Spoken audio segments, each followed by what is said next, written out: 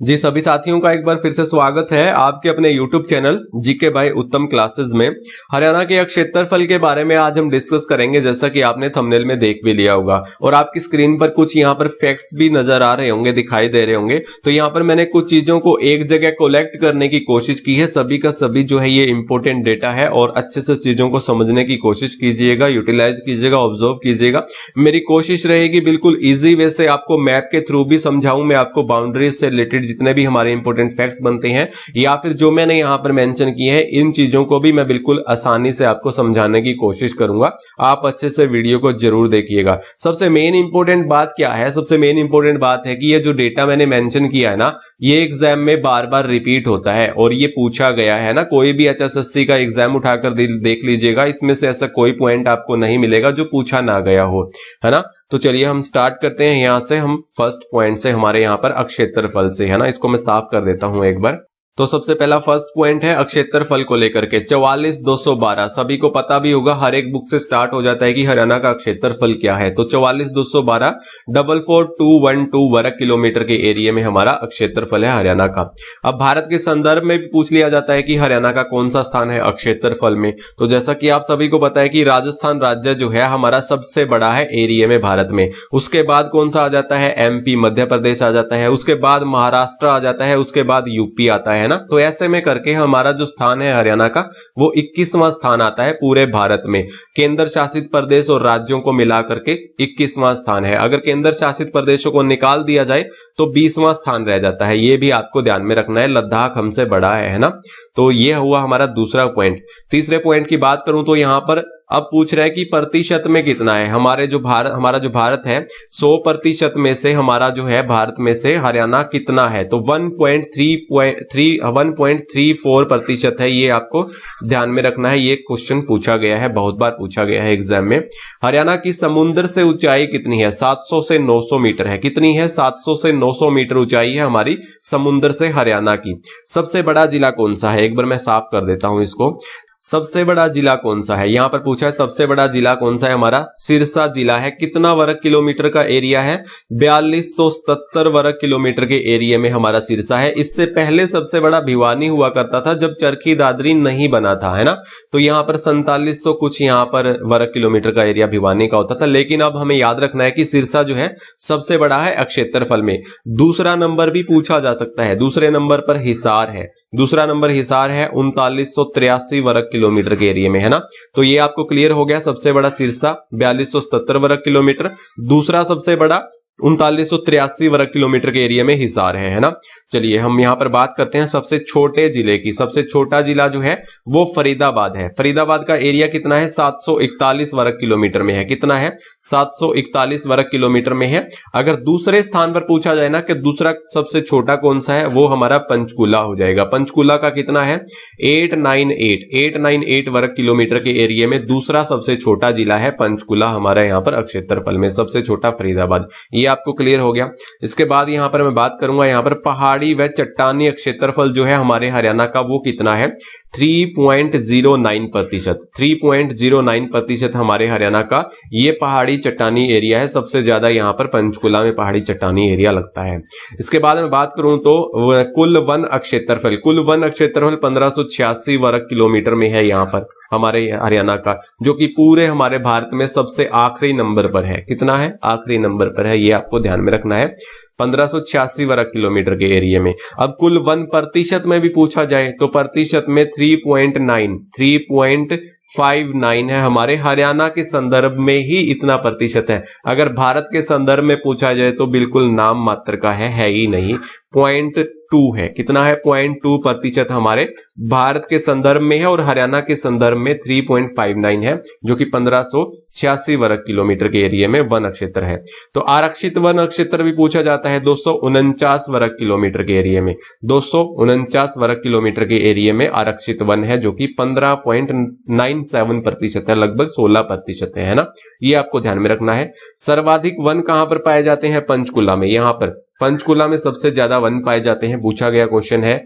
और न्यूनतम वन पाए जाते हैं वो पानीपत में पाए जाते हैं। पानीपत में सबसे कम वन है, तो आपको ध्यान में रखना है कितने वर्ग किलोमीटर के एरिया में है, तो 15 वर्ग किलोमीटर के एरिया में है। अगर प्रतिशत में पूछा जाए तो इसमें काफी कंफ्यूजन होती है, तो इसमें जो काफी कंफ्यूजन होती है वो कंफ्यूजन आप दूर कीजिएगा। जो कि प्रतिशत में पूछा जाए सबसे कम वन जो है वो कहां पर है, फतेहाबाद में है। 0.71% यहां पर वन है फतेहाबाद में। क्षेत्रफल की दृष्टि से हमारा पानीपत में सबसे कम है, और प्रतिशत में अगर पूछा जाए तो फतेहाबाद में कम है।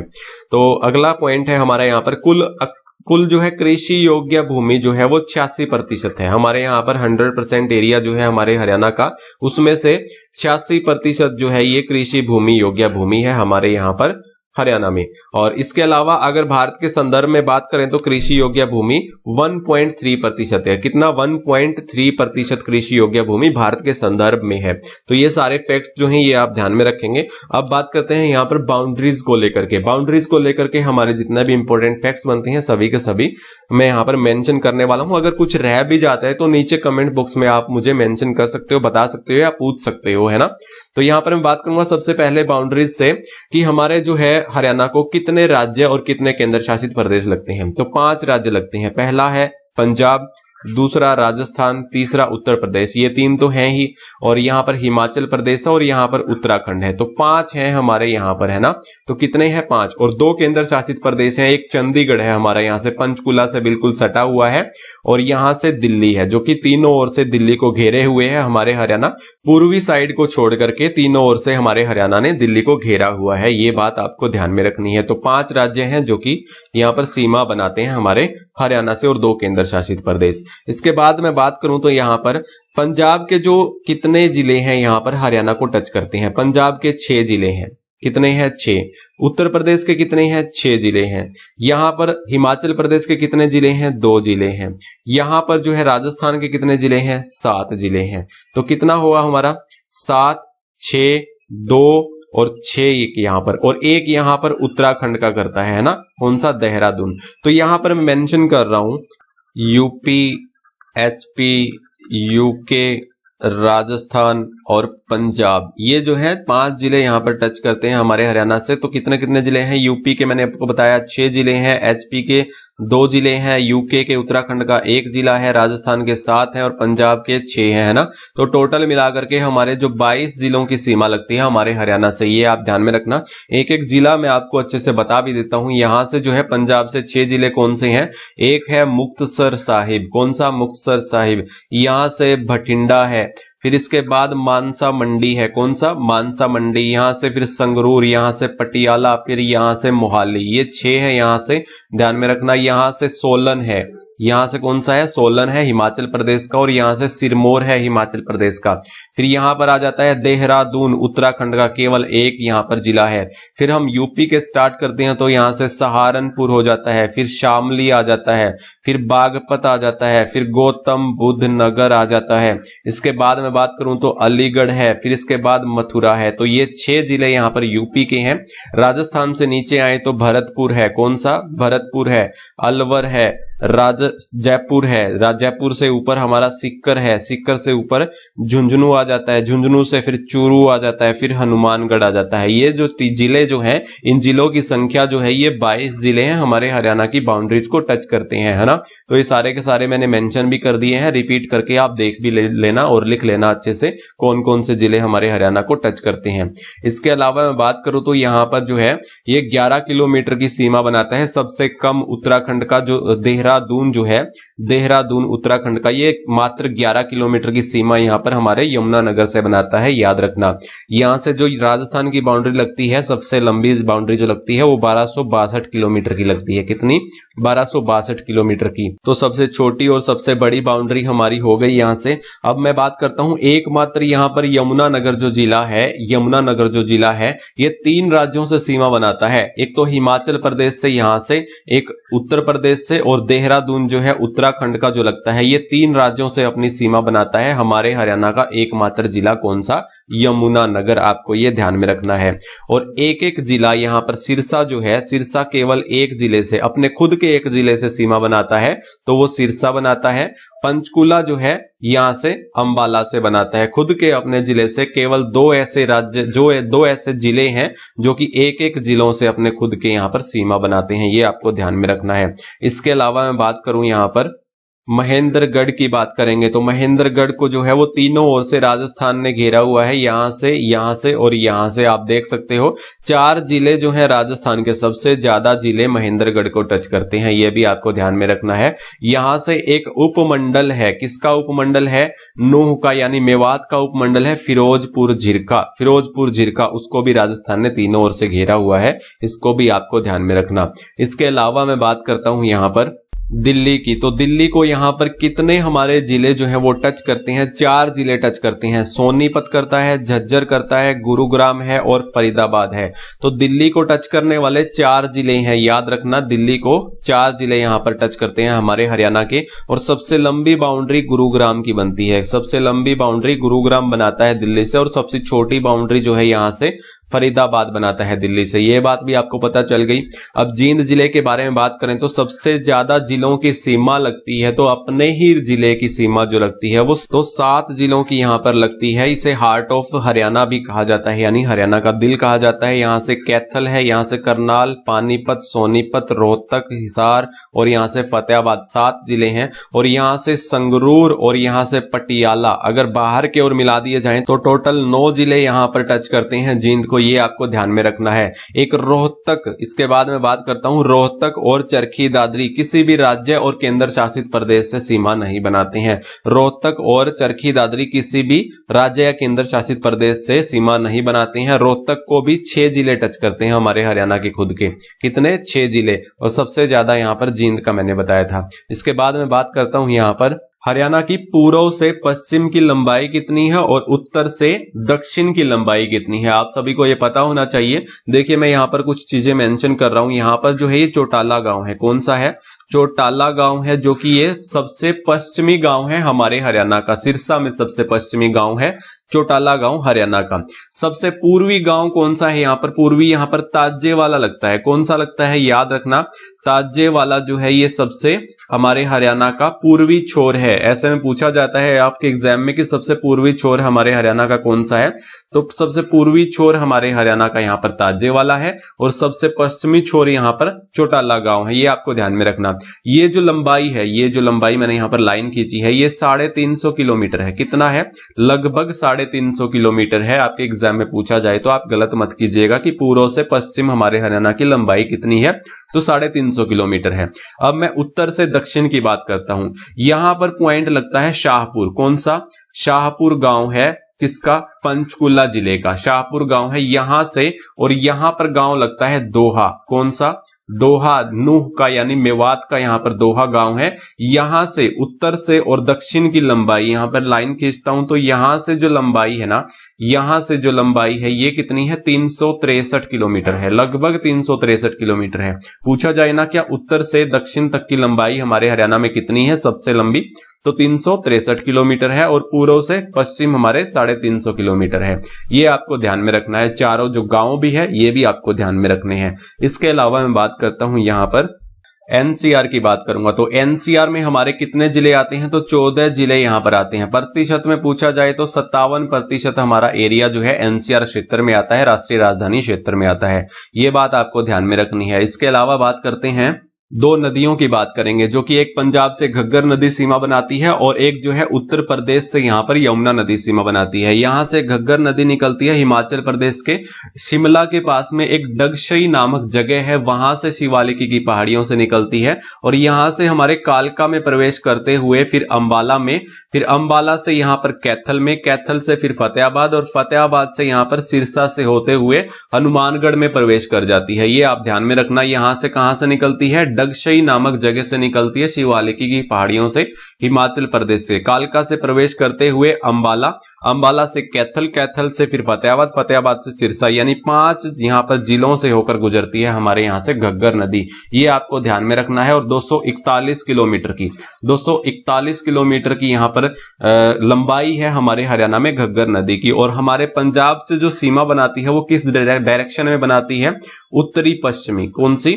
उत्तरी पश्चिमी। आप याद रखना, उत्तरी पश्चिमी सीमा बनाती है हमारे पंजाब से। अगर उत्तरी पश्चिमी ना हो तो केवल उत्तर दे रखा होगा तो आप ये आंसर टिक कर देंगे, है ना। तो यहां पर आपको ध्यान में आया कि हमारी जो घग्गर नदी है 241 किलोमीटर की सीमा बनाती है और 5 जो है जिले हमारे यहां से गुजरती है, 5 जिलों से। ये भी आपको ध्यान में रखना है। इसके बाद बात करता हूं यमुना नदी की, जो आपको पता है कि यमुनोत्री नामक जगह से उत्तराखंड से वहां से निकलती है और हमारे हरियाणा में यहां ताजेवाला से प्रवेश करती है और ताजेवाला से यहां से फिर करनाल, करनाल से यहां से फिर पानीपत, पानीपत से सोनीपत, सोनीपत से दिल्ली, दिल्ली से फरीदाबाद और पलवल से फिर यहां पर हसनपुर नामक जगह है, हसनपुर नामक गांव है, यहां से फिर ये उत्तर प्रदेश में प्रवेश कर जाती है और 320 किलोमीटर की सीमा बनाती है हमारे उत्तर प्रदेश से। कितनी? 320 किलोमीटर की, याद रखना। और कितने जिलों से होकर गुजरती है?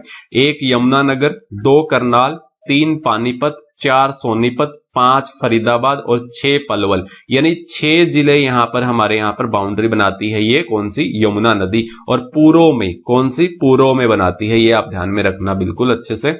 और क्या चीजें रहती हैं हमारी यहां से? अब बात करेंगे जो हरियाणा की हमारी पोजीशन जो है हमारे वर्ल्ड के अकॉर्डिंग, ग्लोब के अकॉर्डिंग वो कौन सी है, हमारे भारत के अकॉर्डिंग कौन सी है। तो आप यहां पर देख पा रहे हो कि ये इक्वेटर है जो कि भूमध्य रेखा जो कहलाती है। ये बीचों बीच लाइन जो है ये उत्तरी गोलार्ध ऊपर जो 2 हिस्सों में बांट देती है ना हमारे गोलार्ध को, ये उत्तरी गोलार्ध हो जाता है और नीचे वाला क्या है?